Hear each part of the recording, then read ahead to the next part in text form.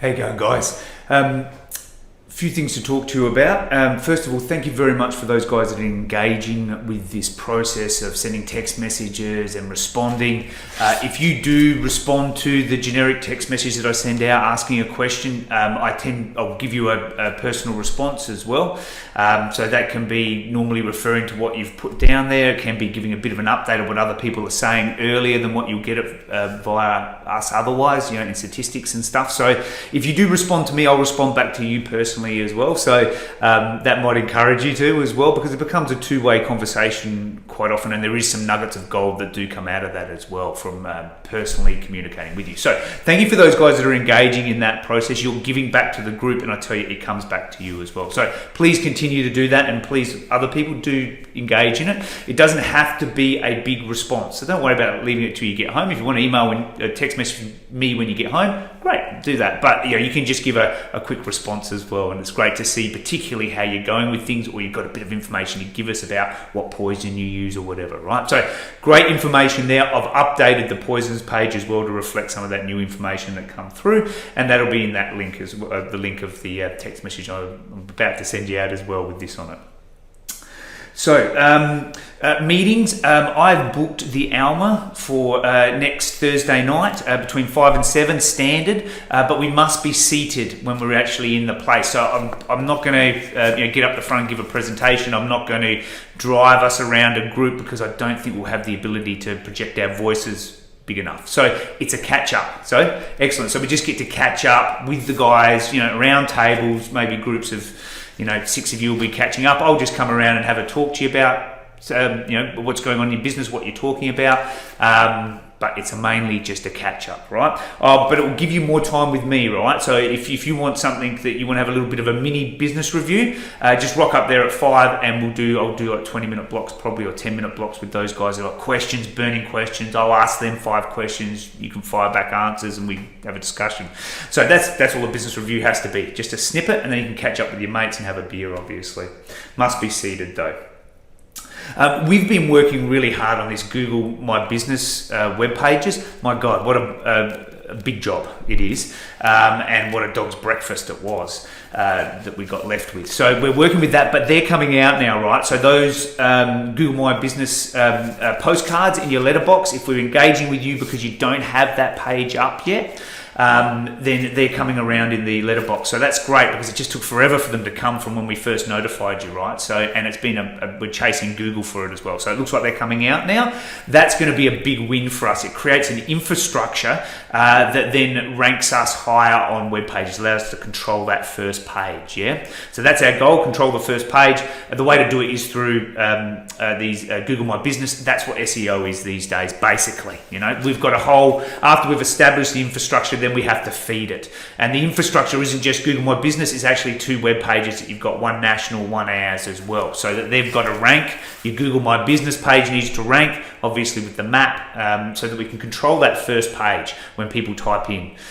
So we'll be needing to feed that infrastructure, but the development of that infrastructure will carry us for ages. So that's, I think, one thing the crisis has really made us focus on is, okay, what is the things that we should be putting our efforts to now? There's no meetings and stuff going on really. That is going to drive the best result, rationalization. Love a crisis, eh? So yes, we're focusing very heavily on that. I've got a couple of other ideas relating to those kind of infrastructure building projects for finding work and creating more work as well. So we'll be working on them. What's the most important message I can give you right now for the majority of people, the 90% that are okay or are busy, and that was even in the crisis, those figures came out. So what's the message to the bigger audience of guys that are busy? If you're busy at this time of the year and we're just about to hit spring, are you going to be able to take advantage of spring? The whole goal of spring is to refresh your client base, to make it stronger. If you go through spring and you're so busy that you don't get to meet any new clients, then your business is going to be exactly the same next year, potentially. Right? So yes, you can raise prices, but man, you've got to get rid of some of those clients, remembering on what we judge them on. Dollar per minute, not necessarily in this order, because I actually think the second one's more important, not dollar per minute, and making sure they're in the right ratios, but also taking your ratio up with a price rise now or in the very near future.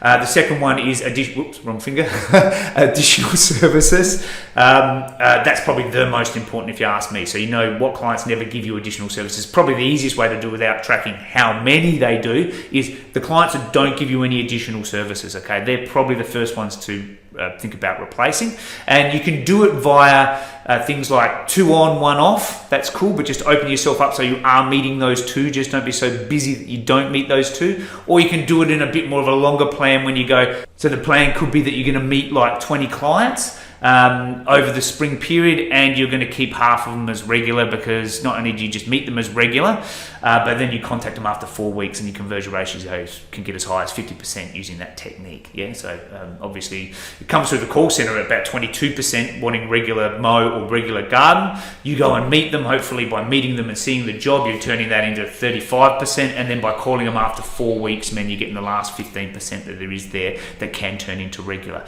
Gives you a 50% conversion ratio. Could be less for you. That's cool if it's less for you. You just got to get a few more leads. Yeah. So if your conversion ratio is 1 in 3, well then you've got to take 30 leads to get 10. But now's the time, spring. There's no use going to January and going, I want more work. What's the use in that? There's no work around at the end of January or February when it's dry. You've got to do it now, right, while you can. So think about that. Price rises, you can just write it on your invoice pad. You can tell your clients by a text message. In fact, you can advance inform them and just say, just to let you know, in the new financial year, your price will be going up by at least CPI. Please keep an eye out for it. So you tell them in advance, and then the event is actually at a different date. I've seen a few guys do that, and I thought, well, that's pretty smart.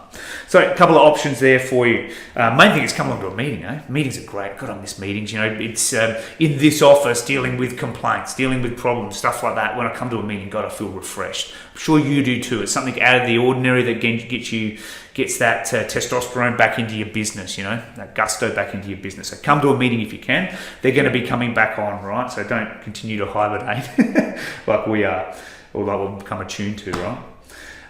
Jim's Jobs. Listen, guys coming off of Formatize to Jim's Jobs. Wow, once again, another big project, a bit out of the blue, kind of. But certainly, when National do something, they don't tend to implement very well, right? So thank you for those guys that have struggled through that process. You don't need to come off of Jim's Jobs, right? It's only if you're on Formatize and your contract was ending that Jim was paying for. So that's a very small minority. Most of you can continue on with whatever that you're doing and pay whoever you're paying to manage that side of your business or the application. You can continue just to pay them. Now, when Jim's Jobs becomes super fantastic, has all the bugs worked out, that's when I'd recommend taking a look at it. I'd also probably, if you've got time that you don't have to cross over just yet, I'd recommend doing that more around the lower time of the year, which is January, February, March. So new calendar year may be a better time to think about coming across onto Jim's Jobs, as long as you've got a stable platform now and you haven't got any problems with it. Okay, now just two more things just to quickly finish off with. Calling around, guys, it's really amazing. It's a bit of that half glass full empty thing.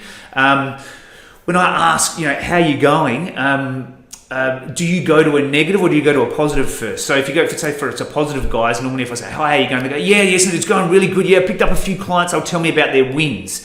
They'll still at the end tell me about their negatives. So just like if I ring someone who may be a glass half full, which is not, once again, I'm not dealing with a massive percentage of the group that's like that. Most guys in business are really positive and first, putting a good foot forward. But some people, it's still in that category. It doesn't make them bad. They just sometimes go to the negative, right? So, I've lost, 3 clients. I lost 5 clients because of COVID.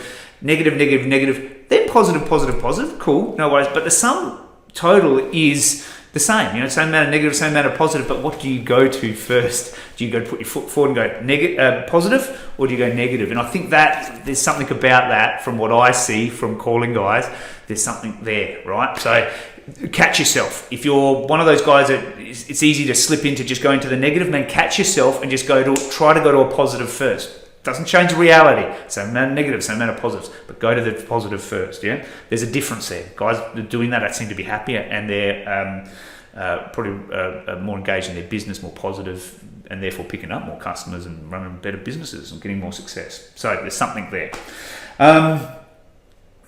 Okay, what else have we got? So doing more or less. Oh yes, last one.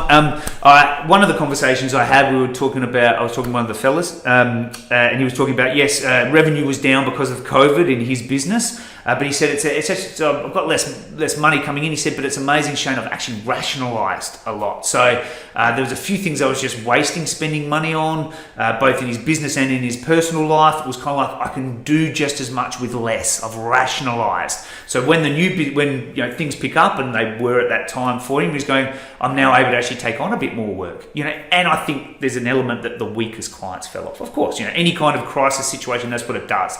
The ones that are your weakest clients are the ones that start screaming first, so to speak. He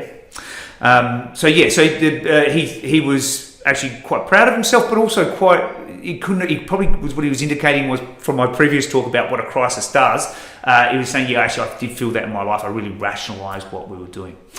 One more thing. In these times of weirdness, the crazies do tend to come out a little bit more for whatever reason. Maybe they've got an excuse to be a little bit more abrupt and crazy, or maybe it's that has driven them a bit more abrupt and crazy, being isolated and whatever. So do be mindful of that. Now some guys are taking on a lot more NDIS jobs. They're a higher risk for crazies, I can tell you that. Nothing against NDIS people, but it's just a higher percentage, higher risk, and risk avoidance is what every game we should be in, or everyone should be in that game of risk avoidance. So if you do smell a rat, or you see someone who is acting a little bit demanding, it may be your best interest just to walk away from the job. Now, I do understand you pay leave fees and stuff like that, but man, walk away from the job is a lot easier than having to deal with the mess that it creates if you get a complaint, unhappy customers, stuff like that. So think about that. Crazy times, bringing the crazies out, dealing with NDIS. There's a few more of them there, right? So, okay. Have a great week, guys. Continue to monitor your income, monitor your hours, start thinking about client selection. Yeah, we're about to hit spring. If you don't use spring properly, man, there's no use crying about it in February. Yeah, good on you guys. Have a great week. Catch ya.